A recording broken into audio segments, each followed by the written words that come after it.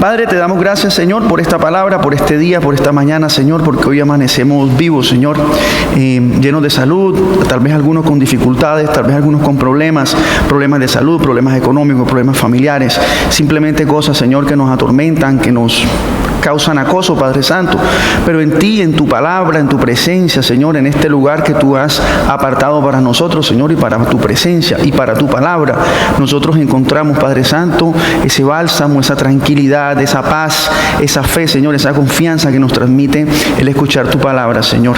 Te pedimos, Padre, de que hoy esta palabra haga efecto en nuestra vida, Señor, un efecto positivo, que toque, que afecte, que infiera, Señor, en nuestro corazón, en nuestra mente, en nuestra manera de actuar, en nuestra manera de pensar, que te podamos conocer un poco más, Señor, y que según tu propósito la figura de tu Hijo Jesucristo sea cada vez más visible y más plasmada en nosotros, Señor, en nuestra manera de vivir, Señor. Que estas sean palabras tuyas, Señor, no palabras de hombre. Te bendecimos, te amamos, Padre, y te damos gracias en el nombre de Jesús. Amén. Entonces, Efesios 5:1. El título, siempre tratamos de ponerle un título a las cosas que nos encamine un poquito qué es lo que vamos a hacer o para dónde vamos en cuanto a la lectura. El título de sus Biblias es, si es la Reina Valera, el título va a ser Andad como hijos de luz. Es un llamado al comportamiento humano, sobre todo al comportamiento cristiano. Es un mandamiento a andar, a caminar, a hacer como hijos de luz. Sabemos de todas maneras que ese es un título que no está en el texto original. Eso es algo que fue puesto muchos siglos después y sirve únicamente como para encuadrarnos en la temática, no es más que eso. El título de nosotros, de la charla de hoy, es no es para, sino por.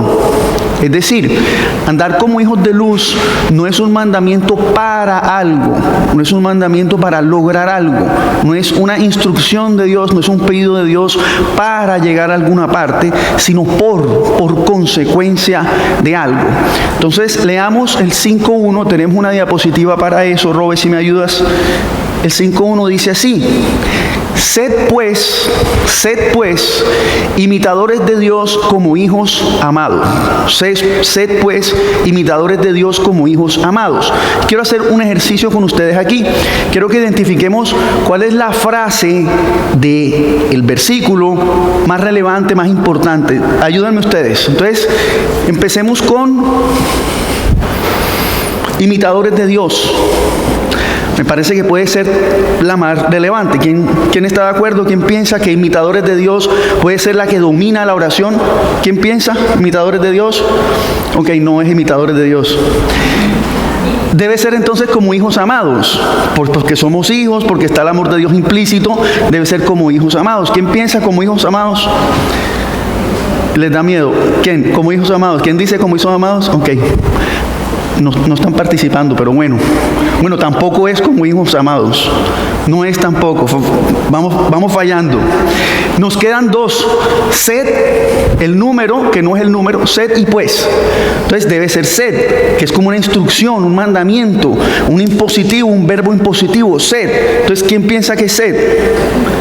¿Sí? Sed, tampoco, no es sed, es pues, pero no pues en paisa, sino en griego, pues, y miremos qué significa pues, y por qué pues es la clave del versículo. Hay una diapositiva, Robe. Pues viene del latín post, que significa después. Entonces, una conjunción indica causa o motivo o razón. Aquí hay un ejemplo: vendrá, pues yo se lo pedí. Entonces, jugando un poco con acción y reacción, causa y efecto, entonces podemos decir que en nuestro primer versículo, sed pues imitadores de Dios como hijos amados, la reacción es imitadores de Dios como hijos amados. Esa es la reacción. Pero esa reacción, ¿qué la causa? Hay una causa antes. Pues nos dice que antes hay una causa. O sea, pues catapulta esa causa y la conecta con la consecuencia. Y la causa está en el 4:32. Vamos a leerla. Vamos a leer Efesios 4:32. Y y ponía el tema o comentaba el tema de cómo el título nos separaba el texto, pero el texto en realidad no está separado.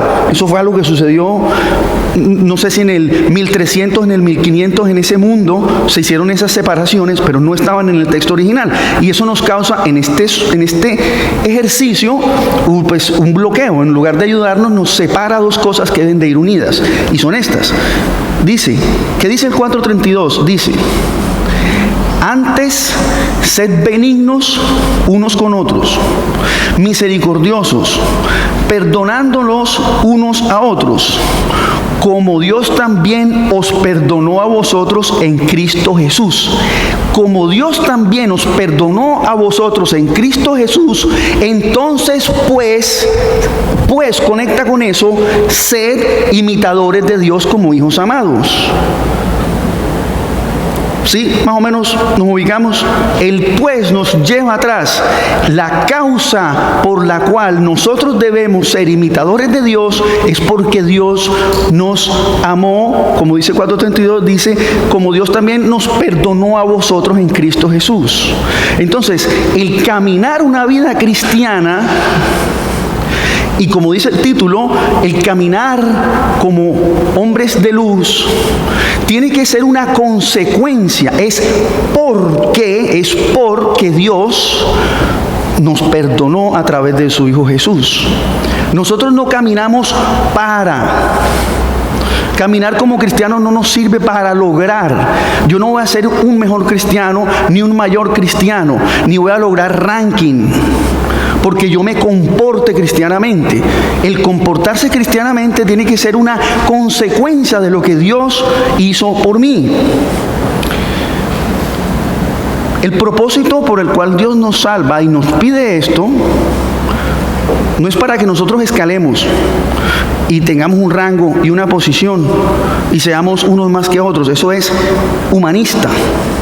Eso lo vemos profesionalmente, eso lo vemos deportivamente, en disciplinas humanas. En Dios no funciona de esa manera. En Dios esta debe ser una consecuencia. La razón por la cual Dios nos pide esto a nosotros, caminar como hijos de luz, es porque nosotros somos representantes, embajadores. Nosotros vamos a ser transmisores de eso que Dios hizo por nosotros en la cruz. Nosotros vamos a ser un medio de comunicar eso. Y esa persona, ¿por qué es así? Y yo, ¿por qué actúo así? Y yo, ¿por qué vivo de esta manera? Y yo, ¿por qué represento esos valores? Por ese quien dio su vida por mí y me salvó. No es porque yo sea más, sino es por ese. Entonces, no es para con un propósito, es como una consecuencia. Pero vamos para que la palabra sea autosuficiente, que no sea una explicación mía, sino que la palabra misma se explique. Vamos a Génesis 3, cuando digo vamos en la historia, no tenemos que buscarlo. En Génesis 3 hay un suceso. Génesis 3, Adán y Eva pecan, prueban el fruto, se sienten desnudos, se esconden de unos matorrales y ellos hacen, dice la palabra, delantales del árbol de higuera. Ellos corren, toman unas hojas y hacen unos delantales de árbol de higuera. Pero llega Dios, los ve, les pregunta dónde están, ustedes qué hacen ahí, salgan de allá, les ve los delantales y se los quita. Y les pone unos delantales de piel, les pone unas pieles encima. Ahí está, Génesis 3, léanlo. ¿Qué significa? ¿Qué está pasando ahí? Los delantales de higuera representan toda cosa que el hombre hace para cubrir su pecado y poderse acercar a Dios. Ellos están cubriendo su desnudez, su pecado, y encontrando una ruta con ese pecado cubierto, entonces nuevamente poderse acercar a Dios. Esos son los delantales de higuera. Dios dice, no, eso no me sirve. Eso lo estás haciendo tú, esas son tus obras. Ese es tu para. No hay para que tú puedas hacer para lo que quieres lograr. Tiene que ser por mí, por lo que yo voy a hacer. Efesios 4:23. Debemos caminar de esa manera por lo que Él hizo. ¿Qué hace Dios? Les da unas pieles de cordero, unos delantales de piel. Mentiras, discúlpame, no son delantales de piel, me estoy adelantando a la explicación, pero les da unos delantales de piel. Entonces, ¿qué tiene que pasar en el Edén para que haya piel disponible? tiene que haber un sacrificio de un animal. Y ese sacrificio de un animal es en inglés, un foreshadow, una sombra, un porvenir, un presagio de que para el hombre poderse acercar a Dios, cubrir su pecado, tenía que haber un sacrificio. Y el animal lo iba a proveer Dios. Entonces nosotros estamos viendo en Génesis 3 un porvenir de lo que Dios iba a hacer en su obra, que lo vemos en el 4:23. Efesios 4:23 dice, porque Dios nos amó y entregó a su Hijo para el perdón de nuestros pecados, que es la base y el ABC y el cimiento del Evangelio, y es como la pregunta del examen que vale 90 puntos. Si tú te sabes esa pregunta, ganas el examen y llegas al cielo. Tú lo único que tienes que saber es que Dios entregó a su Hijo, dio su vida por nosotros, y esa es la forma. Entonces,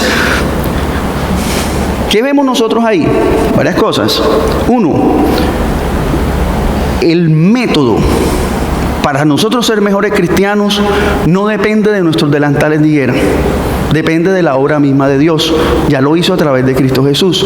2, ese fundamento de yo coser mis delantales de higuera para cubrir mi pecado, acercarme a Dios, ese es el fundamento filosófico de toda religión. Podemos decir que filosóficamente ese es el nacimiento de cualquier religión, ese momento donde Adán y Eva cosen sus delantales. ¿Por qué? Porque toda religión es un sistema de prácticas y de ritos que le sirven al hombre para acercarse a Dios, para ganarse el cielo, para ser perdonado. ¿Sí o no? Eso es una religión. Entonces, analicemos por ejemplo la nuestra. Vamos a mirarlas todas. Empecemos por la más cercana, por la de nosotros. Entonces, iglesias de falsa doctrina, diezma, honra a tu pastor, tienes que venir a la iglesia 24/7, si no vienes te sales de la cobertura. Y te empiezan a entregar unas normas y unas reglas que empiezan a suplantar el sacrificio de Cristo en la cruz. Nosotros no estamos aquí hoy sino por. Nosotros estamos aquí porque Cristo ya dio la vida por nosotros. Tenemos que tener eso más que claro. El cristianismo mismo se vuelve religioso en el momento en el que empieza a crear una serie de rutas que reemplazan el sacrificio de Cristo en la cruz. Miremos el siguiente más cercano, el catolicismo. ¿Qué hace el catolicismo? Paga tus deeds, perdón, se me cruza el inglés con el español, paga tus promesas, cumple tus ofrendas.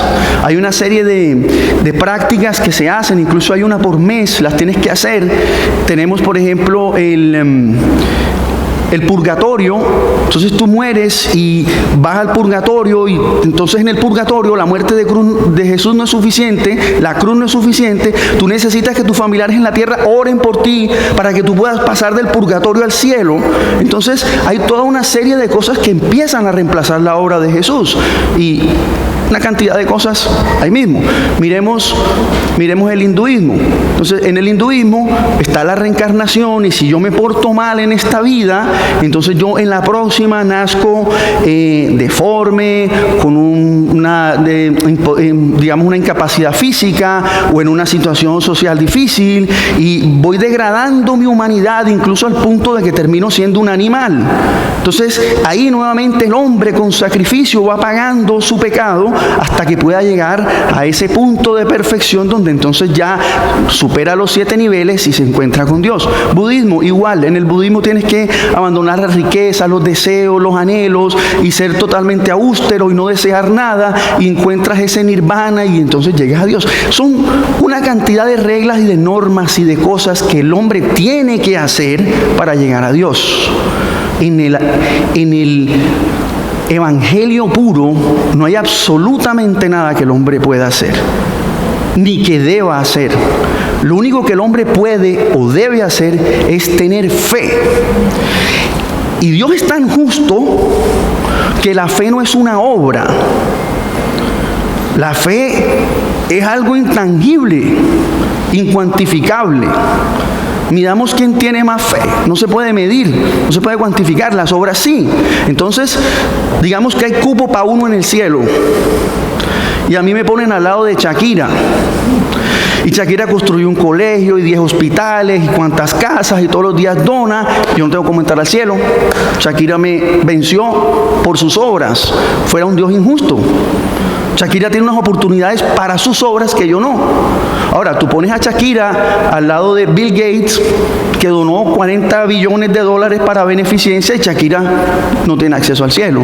Ese único cupo se lo lleva Bill Gates. Entonces, Dios en su justicia, no nos puede poner a nosotros obras para llegar al cielo. Tiene que ser un acto de fe, y esa es la justicia de Dios. Entonces, vuelvo atrás, retomo un poco algo. Ese caminar como hombres de luz, ese ser benevolentes, ese perdonar a nuestros hermanos, etcétera, etcétera, toda esa obra que Dios nos pide, no es porque nosotros a través de esa obra vayamos a ser mejores, sino ahí lo dice Efesios 4:23, es porque Él hizo lo mismo con la muerte de su Hijo en la cruz. Entonces lo de nosotros, más que un acto de bondad, es un acto de agradecimiento. Y aquí vamos entrando a dos cosas importantes. Una, el significado de la cruz. Entonces, en ese cordero, en ese animal, yo sigo diciendo cordero porque en mi mente lo que Dios mata es un cordero, porque es la piel de Jesús la que le pone a Adán y Eva, en ese sacrificio está foreshadowing, está predestinando la cruz. Y lo que pasa en el momento, en el lugar y en la cruz como símbolo es la reconciliación entre el hombre y Dios. Por eso es el, palo vertical, la reconciliación del hombre con Dios y la reconciliación del hombre con el hombre. El palo vertical, el palo horizontal. Y eso es un simbolismo. No está en la palabra, es un simbolismo, pero es verdad. En la cruz se reconcilia el hombre con Dios, Dios con el hombre y el hombre con el hombre. Por eso en las buenaventuranzas hay una buenaventuranza que dice: bienaventurado el pacifista, el pacificador. Pero el pacificador no quiere decir ese que anda con una camisa que dice Stop Wars, paren las guerras, y que cuando va a haber una guerra va y hacen una cadena y se paran para que no, porque eso lo hacen incluso los ateos. La mayoría de los movimientos antiguerra son ateos, son jóvenes ateos. Y si miramos entonces el Dios del Antiguo Testamento, que es un Dios de guerra, entonces vemos una contradicción. Como Jesús dice: bienaventurado el pacifista, si allá está Dios dando con el mazo todo el Antiguo Testamento. Entonces, no, ese pacifista no es el que detiene la guerra. Ese pacifista es el que logra la paz entre Dios y el hombre, la reconciliación. Nosotros estamos en el ministerio de la reconciliación. Y la reconciliación es: mijo, ven, escucha el evangelio, reconcíliate con el Señor. Y el pacifista es ese que logra que esa persona vaya a Dios y que Dios vaya a esa persona. Me estoy saliendo un poquito, pero vamos a donde tenemos que ir.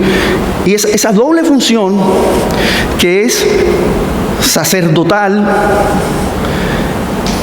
la cumple Jesús. Y nosotros, como imitadores de Jesús, por eso tenemos el ministerio de la reconciliación. Jesús es el encargado de traernos la palabra de Dios y de llevar el hombre a Dios. Jesús es el puente que los comunica a ambos. Y esa es la función de nosotros en el ministerio de la reconciliación vertical.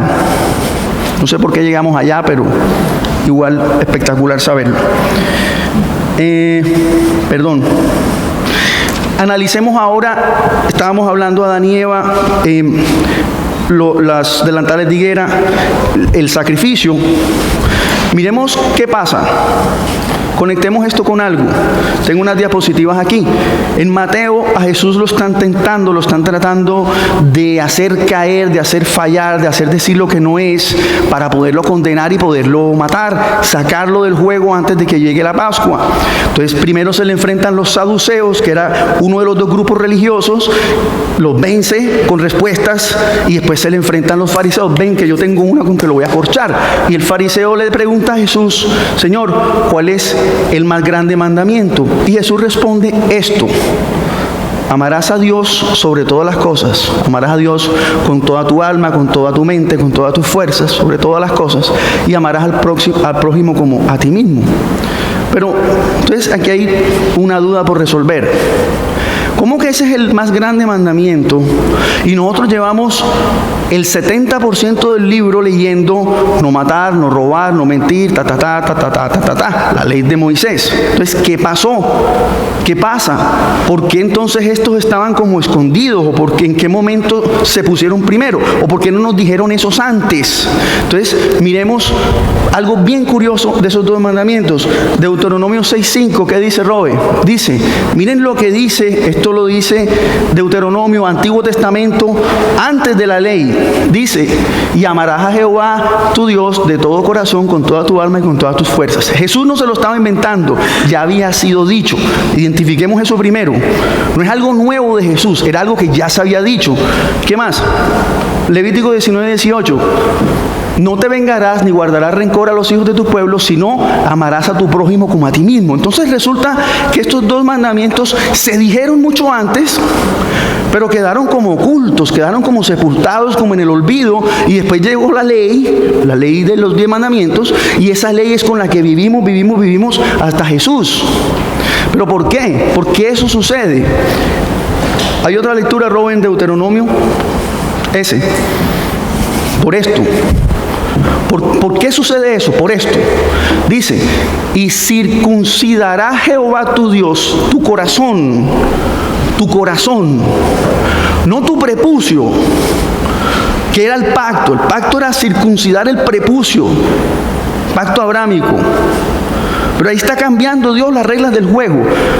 Circuncidará Jehová Dios tu corazón y el corazón de tu descendencia, para que ames a Jehová tu Dios con todo tu corazón. Y hay otro, Robe, este sí leámoslo, Jeremías. Este es aún más explicatorio. Jeremías 31, del 31 al 33.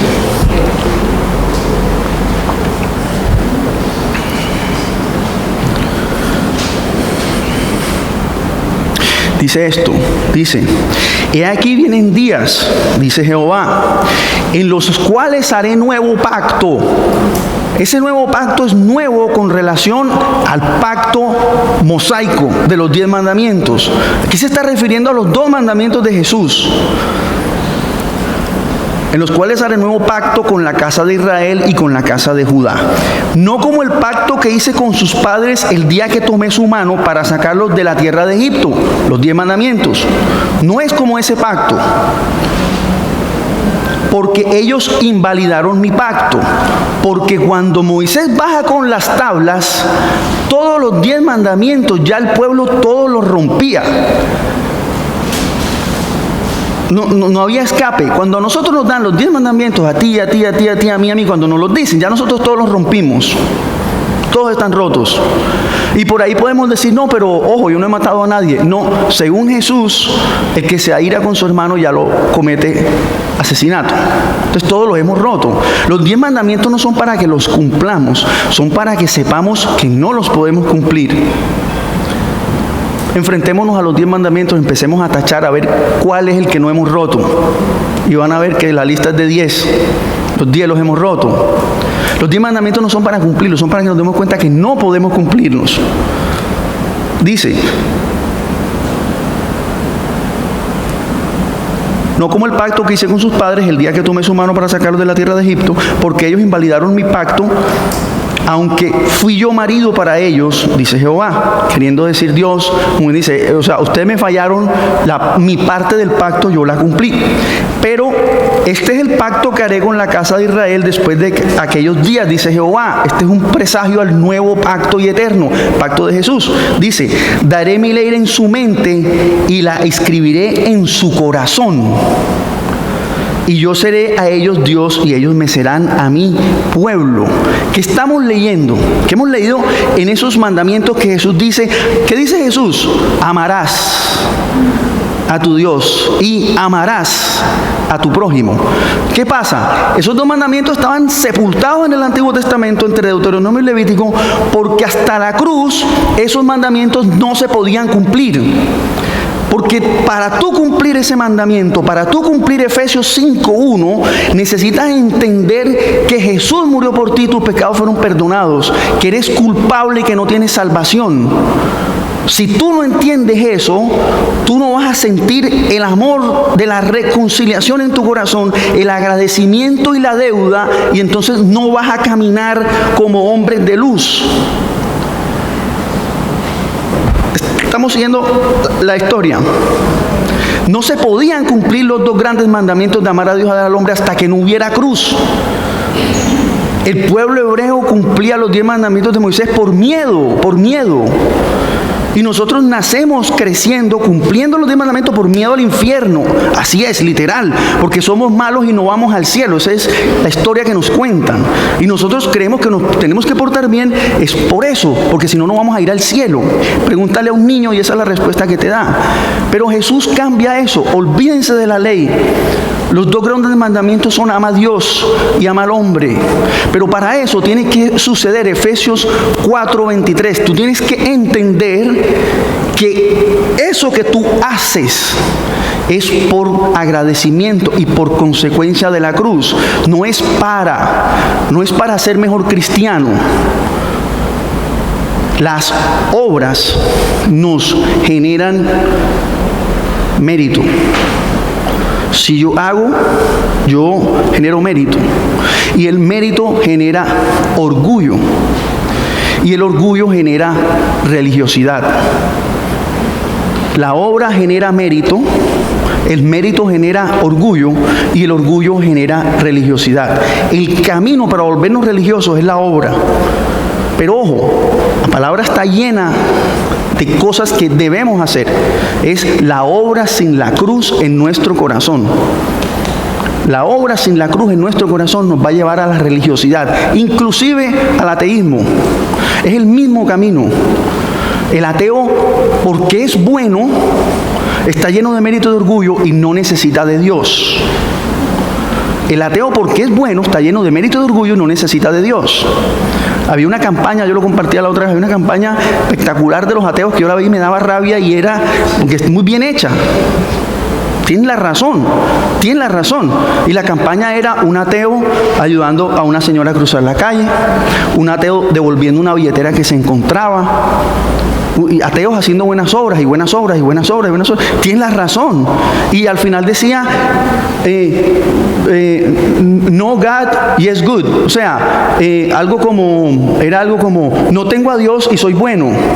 No necesito a Dios para ser bueno. Algo en ese mundo. Hoy hace como 10, 15 años y no se me olvida de lo bueno que era. Y es verdad, tú no necesitas a Dios para ser bueno. Pero es que nosotros no necesitamos a Dios para ser buenos. Nosotros necesitamos a Dios para ser salvos. No para ser buenos. Buenos técnicamente, teológicamente no vamos a ser nunca. Jesús dice, ¿y por qué me dices bueno si bueno no hay ninguno? Entonces bueno no vamos a hacer nunca. Entonces esa obra que el Señor nos pide caminar en Efesios 1, sed pues. Todo esto no es para ser buenos, no es para ser mejores cristianos, no es para tener un mejor ranking, no es para acercarnos a Dios, no es para cubrir nuestros pecados, no es para eso. Es porque Dios, siendo Dios, no lo aceptó como cosa a la cual aferrarse, sino que se hizo hombre. Y no solo se hizo hombre, se hizo siervo. Y no solo se hizo siervo, murió en la cruz y se hizo maldito. Ahí están Romanos. Es por eso, porque yo no tenía acceso al cielo, Él me dio acceso. Porque yo no me merecía el cielo, no me lo merezco todavía y Él me está dando acceso. Por eso nosotros debemos caminar como hombres de luz. Por eso debemos ser bondadosos y todo lo que describe Efesios 4:23, Efesios 5:1. Entonces,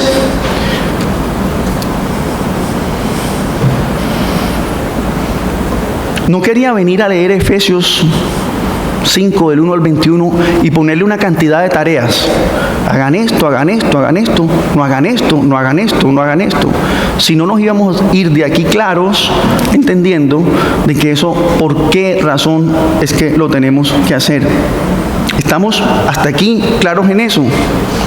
Pregunto, y esto, miren, no estamos descubriendo nada. Este es el ABC del Evangelio, este es lo básico. Pero nos toca despolvorearlo, quitarle el polvo y sacarlo nuevamente. Esto es lo que nosotros tenemos que recordar todos los días.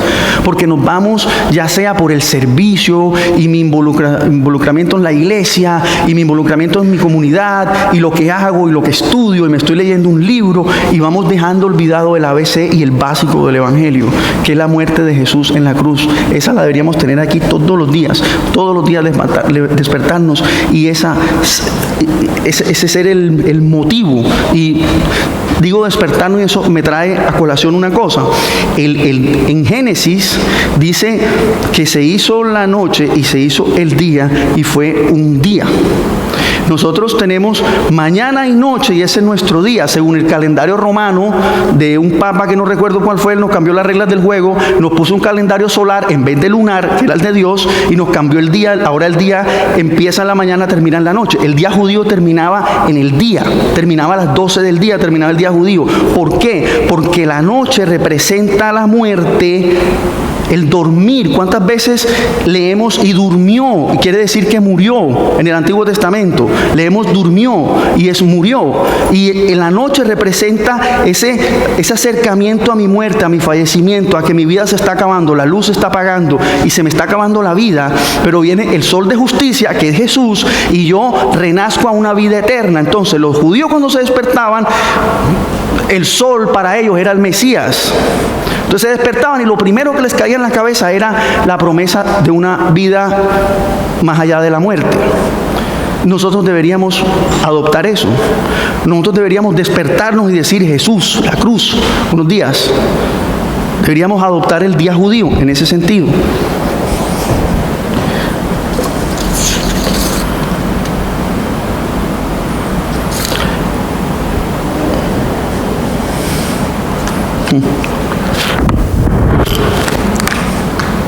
Hay dos cosas que las toco rápido para que podamos entrar a Efesios 5, 1, 21. Perdóneme, está la introducción.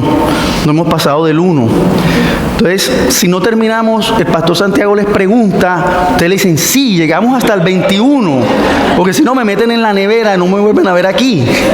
Entonces, no he podido salir del 1, pero está bien, de eso se trata. Entonces, toco dos cositas rápidas y después navegamos el 5, del 1 al 21.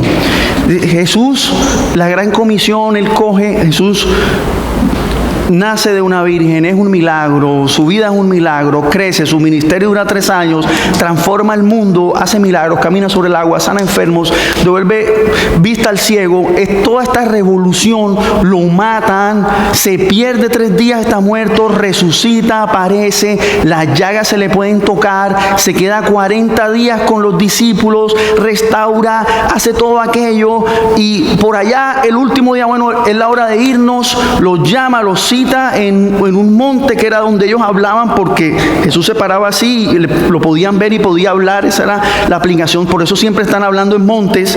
Entonces se para así, habla, les da la gran comisión. Por eso ahora ir a ser discípulos, ahora que vieron todo esto, esto es lo que tienen que hacer, ¡pum!, y se van en una nube.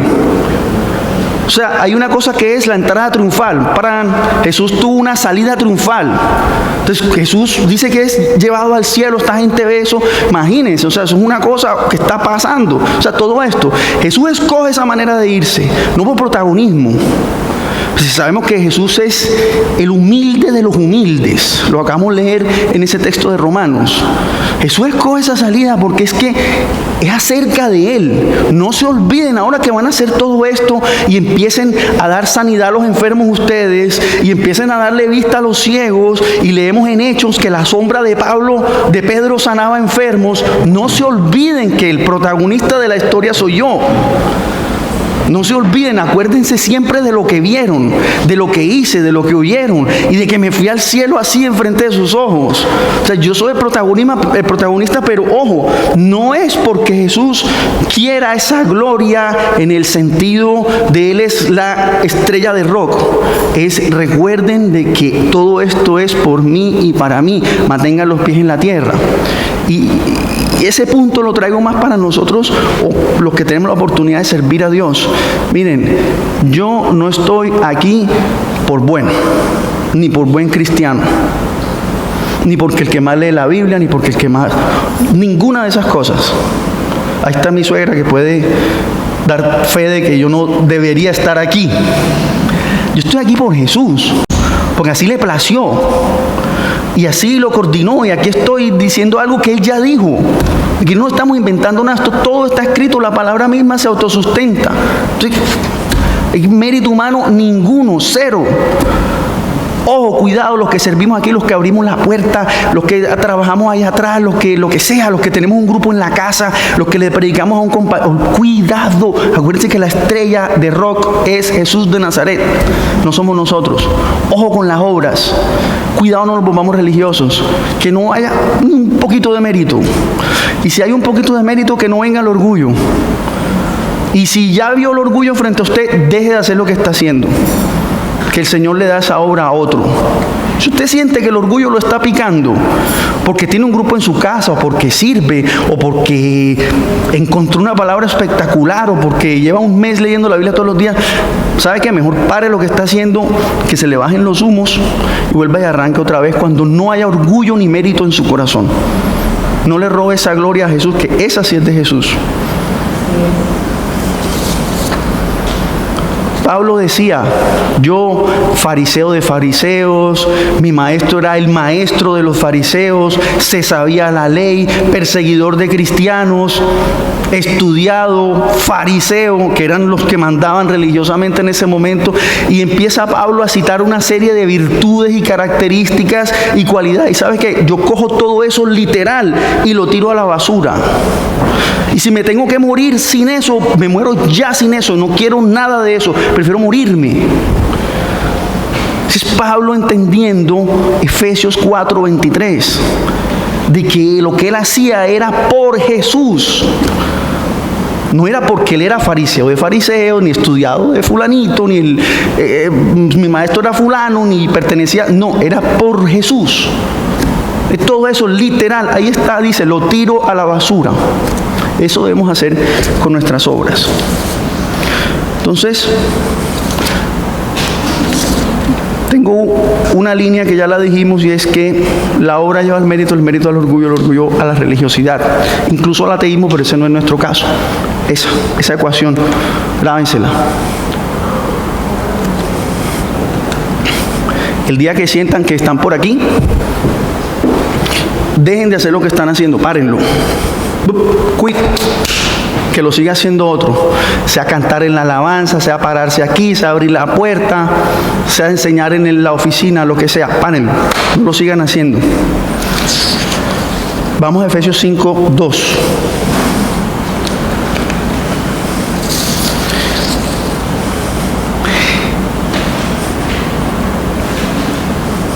Esto no deja de ser importante, pero lo importante para llevarnos en el corazón era, ¿por qué esto? ¿Por qué esto? Sed pues imitadores de Dios como hijos amados y andad en amor. Andad en amor. Andad en amor es todo lo que hagas, a dónde vayas, con quién estés, trabajo, casa, familia, comunidad, en amor, en amor. Muchos somos cristianos de domingo.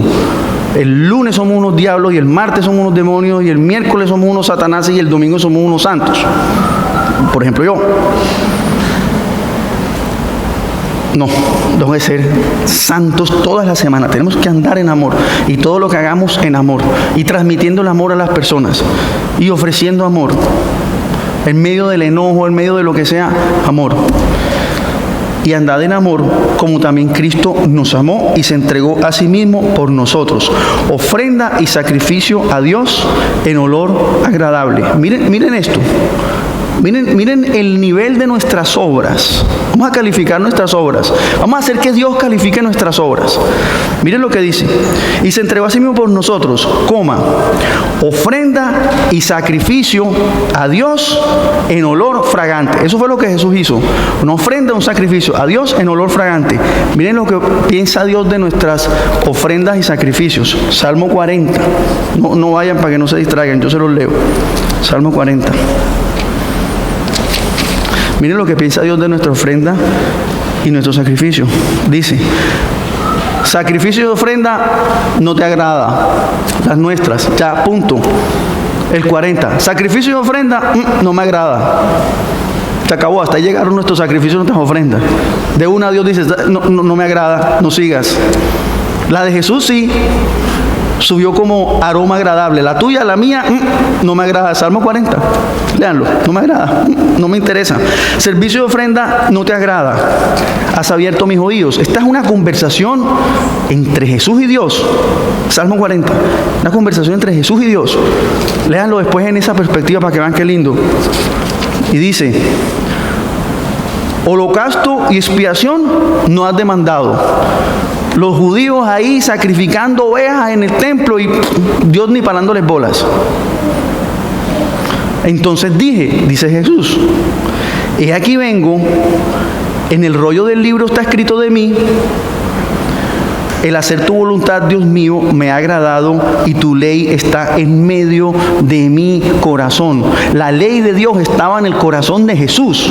Imagínense cuándo más tiene que estar en el corazón de nosotros la ley de Dios. ¿Cuál ley? Esos dos mandamientos: amar a Dios sobre todas las cosas, amar al prójimo como a ti mismo. Pero ese detalle nada más para que vean lo que Dios piensa de nuestros holocaustos, nuestros sacrificios, nuestras ofrendas. No me gustan. Paren, dejen de hacerlas. No maten un carnero más, no se sacrifiquen más, no hagan nada. Quietos, que eso están perdiendo el tiempo y la plata. Esa plática se perdió.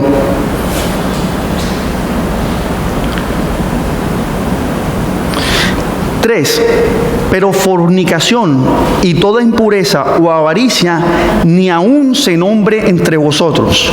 No solo es no hacerla, sino ni siquiera hablar de eso, como conviene a santos. Y a mí me pasó una cosa súper curiosa. En mi época precristo, los 22, los 21 años, los 23 años, hablar de fornicación, impureza, y eso era tome y hable y juegue dominó. ¿Sí o no, Juanchi? Juanchi dice que sí. Hable impureza y hable avaricia y hable fornicación y juegue dominó y tome cerveza, y eso era normal. Pero 1, 2, 3 semanas, un mes después de saber de Cristo, y tú oías eso y Dios mío, me está pasando, que esa vulgaridad, que esa locura, este tipo está diciendo cosas tan feas. Y ese era yo hace una semana antes. El impacto espiritual de Dios en la vida de nosotros, todo eso te lo saca y te vuelves ese cristiano aburrido allá. Este man, ¿qué le pasó? Se volvió loco, ya no puede hablar ni de viejas. Ahí está escrito.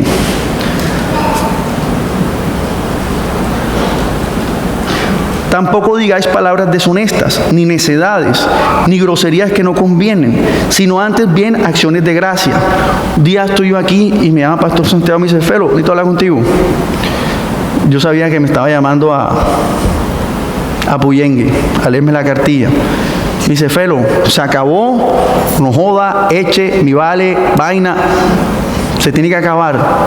Yo: Santi, pero eso es cultural, se tiene que acabar. Y me voy yo: Pedro, este cachaco no entiende que nosotros los costeños. Pastor Santiago tenía la razón. Hoy digo un vaina, un eche, y siento así como una cosa de que hubiera dicho la grande. En la santidad de Dios, Dios es tan santo que a Dios no le cabe un eche, ni un vaina, ni un no joda. Perdóneme solo por la representación que lo digo aquí desde el púlpito. No le cabe ni esas pequeñeces. Ahora, ¿saben por qué no lo dice Efesios? Porque es que lo hacemos y lo decimos. O sea, esto no está escrito, esto es para nosotros. Y no solo para nosotros, sino para los que vinimos hoy. Porque tal vez ese que iba a sentarse ahí, ya lo sabe, o de pronto viene ahorita a las 11 a oírlo. Pero hoy somos los que somos, estamos los que estamos. Esa frase a mí me fascina cuando es un miércoles, un sábado, no hay nadie así, ya vemos 10, 15, bueno, no se preocupe que vinimos los que teníamos que venir, esto lo teníamos que oír, esto es para nosotros. Entonces lo escribieron hace 2000 años, pero hoy no lo están recordando, esto es para nosotros. O sea que somos culpables de todo esto.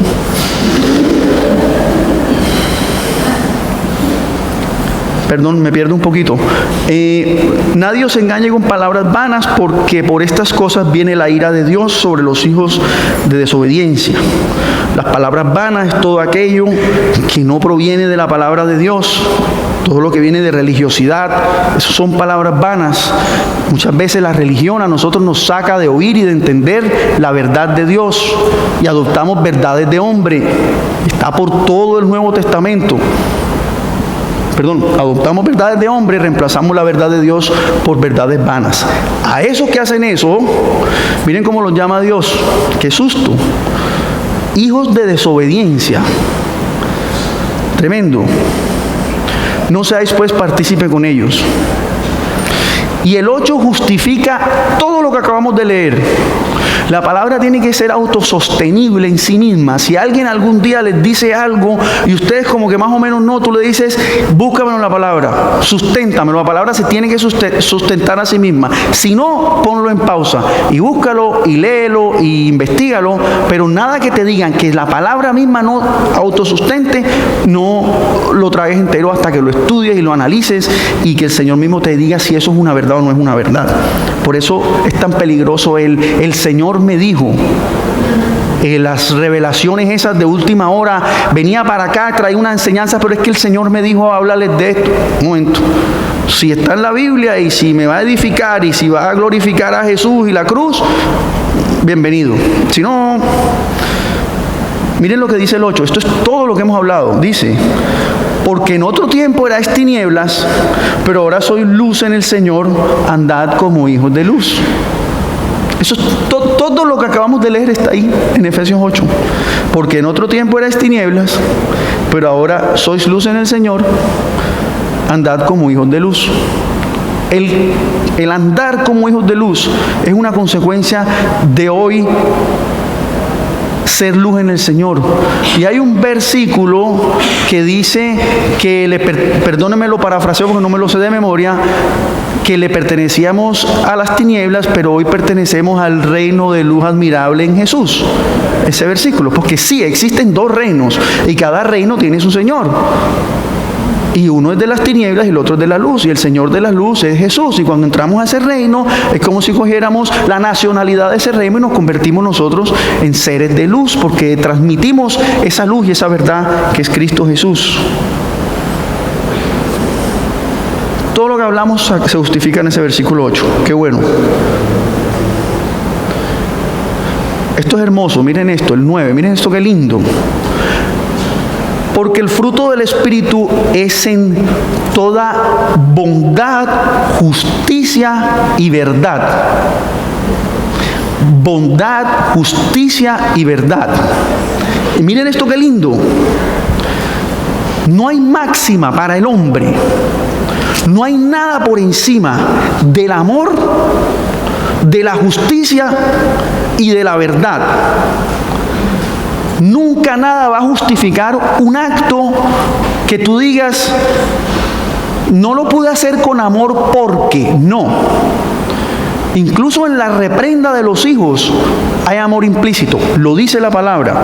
Al que ama, reprende. No hay, esas son las tres máximas del hombre: el amor, la justicia y la verdad. No hay nada por encima del amor, no hay nada por encima de la justicia.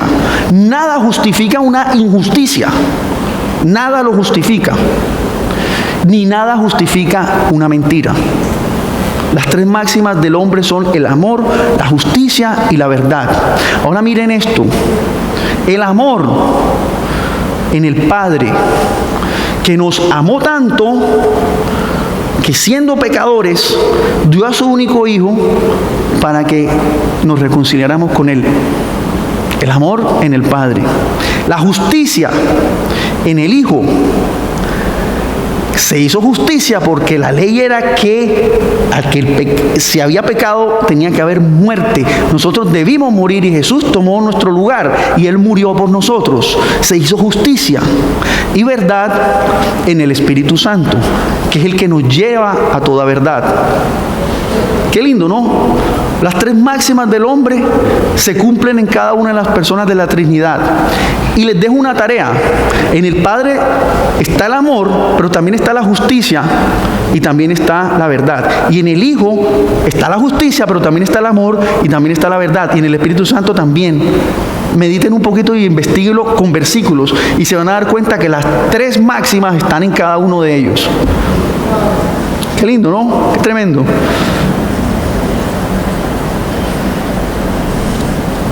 Comprobando lo que es agradable al Señor, el 10:11, y no participéis en las obras infructuosas de las tinieblas, sino más bien reprenderlas, porque vergonzoso es aún hablar de lo que ellos hacen en secreto. Miren qué importante es en este pasaje de Efesios lo que se dice, lo que se habla, qué valioso. No digan, no repitan, no hablen, qué valioso, que cómo nos cuida el Señor la lengua. Mas todas las cosas, cuando son puestas en evidencia por la luz, son hechas manifiestas, porque la luz es la que lo manifiesta todo. Por lo cual dice, despiértate tú que duermes, levántate de los muertos y te alumbrará Cristo. Esa palabra es para los no nacidos de nuevo, es una palabra para los que están muertos, que son todos los que no conocen de Jesús. Dice, tú que duermes, despierta, tú que duermes, levántate de los muertos. Todos estamos muertos hasta Jesús y te alumbrará Cristo. Mirad pues con diligencia como andéis, no como necios, sino como sabios, aprovechando bien el tiempo, porque los días son malos. Por tanto, no seáis insensatos ni entendidos de cuál sea la voluntad del Señor.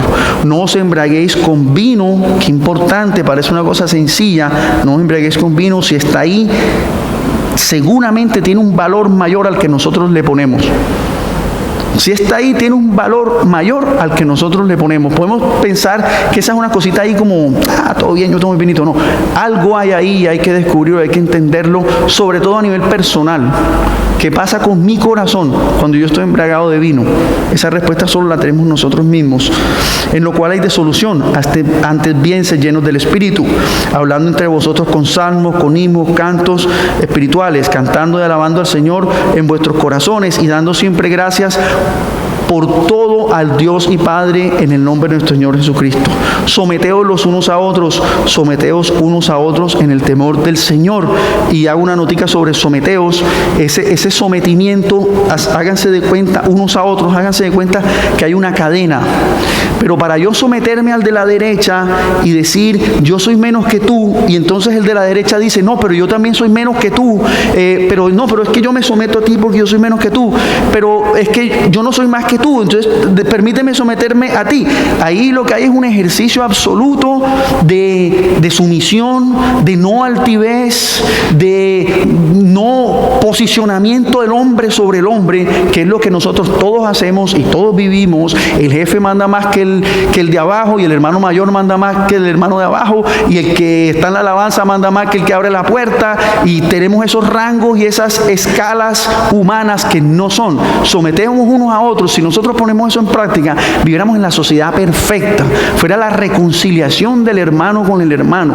Si yo reconozco que yo no soy más que el que está a mi derecha, y el que está a mi derecha reconoce que él no es más, y en esa nos vamos a pasar toda la vida incapaces de montarnos en nuestro prójimo, sino amando al prójimo como a ti mismo. La reconciliación horizontal. Y termina el 21, someteos unos a otros en el temor de Dios. Entonces, muchas cosas,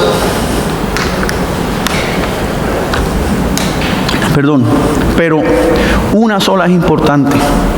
Esta es la pregunta que vale 90 en el examen, que si te la sabes, puedes perder todas las demás y ganas el examen. Y es que nosotros no podemos olvidar que dónde estamos, que lo que somos, que lo que tenemos, que lo que sabemos, que lo que podemos. Y si estamos en dificultades, que la salida de esa dificultad y que la solución a ese problema y que todo es por y para nuestro Señor Jesucristo y gracias a su muerte en la cruz. Y ojalá, como los judíos, todos los días mañana cuando despertemos a ese sol de justicia, a nuestro Mesías, de que estamos despertando hoy, estamos despertando de la muerte, si hacemos un paralelo con la vida eterna, a una vida eterna en Cristo. Todos los días despertamos a nuestro sol de justicia y vamos a tener la promesa de una vida eterna en Jesús. Y de inmediato tu corazón va a decir gracias, gracias, gracias, gracias, gracias. Le vas a dar gracias a la cama que tienes, a la esposa que tienes al lado, a la comida que tienes en la nevera y al trabajo cual vas a coger, y cualquiera que sea la situación vas a dar gracias y gracias y gracias y gracias. Y nuestra vida tiene que ser de agradecimiento y de sometimiento a nuestro Señor Jesús. Recuerden que no caminamos como hombres de luz para lograr nada, sino por lo que Él hizo. Amén. Demos gracias al Señor. Padre, te damos gracias por tu palabra, Señor. Te damos gracias porque hoy nos trae, Señor, una palabra de aterrizamiento, Señor, de poner los pies en la tierra, de no olvidar, Señor, de que es por ti, para ti, de que tú eres esa estrella, esa figura, ese personaje principal de la historia, Señor, y de que sin ti no somos nada, Señor, sin ti nada podemos, sin ti nada tenemos, Padre Santo. Oblíganos siempre, Señor, fuérzanos a ser dependientes de ti, Señor, de tu sangre, de tu salvación, de tu perdón, de tu gracia y de tu misericordia, Padre Santo. Te bendecimos, Padre, te amamos en el nombre de Jesús.